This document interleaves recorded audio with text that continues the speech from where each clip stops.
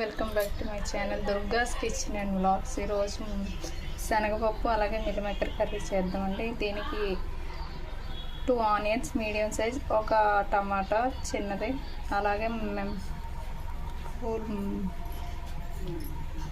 ముందుగా మిల్లిమేకర్ వేడి నీటిలో నానబెట్టి పక్కన పెట్టుకోవాలి.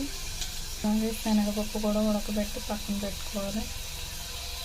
ఇప్పుడు స్టవ్ వెలిగించి ప్యాన్ పెట్టి అందులో ఆయిల్ వేసి ముందు ఆనియన్స్ పచ్చిమిర్చి వేసి బాగా వేగనివ్వాలండి.